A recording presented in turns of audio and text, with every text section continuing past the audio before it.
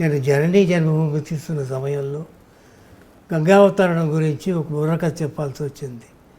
2 ఆడపిల్లలు వచ్చి చెప్పారు. చెబితే ఎవరు రాశారు ఇదని అడిగాను. అనకాపల్లిలో బలానా ఆయన ఉద్యోగం చేస్తున్నాడండి, ఆయన రాశాడని చెప్పారు. నాకు నచ్చింది. నచ్చిన తర్వాత అప్పుడున్న నా పరిస్థితుల్లో కొత్త రైటర్ కావాల్సి వచ్చింది. అప్పుడు ఆయన కబురు పెట్టాను. అనకాపల్లి వచ్చారు. వచ్చిన తర్వాత కథ చెప్పాను. పాటలు రాయాలన్నాను. పాటలు రాశారు.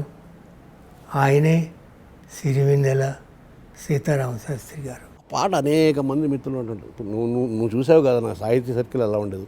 వాళ్ళందరి నోట్లోనూ పడి క్రమక్రమంగా అటు ఇటు వెళ్తున్నప్పుడు ఏదో ఒక సందర్భంలో విశ్వనాథ్ గారు మళ్ళీ జనని జన్మభూమి అనే సినిమా షూట్ చేస్తున్నప్పుడు తూర్పుగోదావరి జిల్లాకి రావటం, అక్కడ కాకినాడ పరిసర ప్రాంతాల్లో ఆయనకి ఏదో సన్మానం జరగటం, ఆ సన్మానంలో స్వాగత గీతంగా ఒక 2 పిల్లలు వచ్చి ఈ పాడు పాడారు. ఆయన మహానుభావుడు, ఆయనకి ఎందుకు అలా అనిపించిందో లేదు. నేను విన్న సాంప్రదాయ గీతాల్లో ఇది ఉన్నట్టు లేదు. ఇది ఎవరైనా నవీనమైన కవి ఎవరైనా రాసిందా అని ఎంక్వైరీ చేయడానికి ప్రయత్నం చేయటం. ఎవరు రాశారో తెలియదు, ఆ పాడిన పిల్లలకు కూడా తెలియదు. సరే, అక్కడ ఒక ఆయన ఈ శైలి చూస్తుంటే మా భరణి రాసినట్టుగా అనిపిస్తుందండి. అయితే నేను నా సినిమాలో ఇది పెట్టుకోవాలనుకుంటున్నాను. మొత్తం పాట అంతా కుదరదు.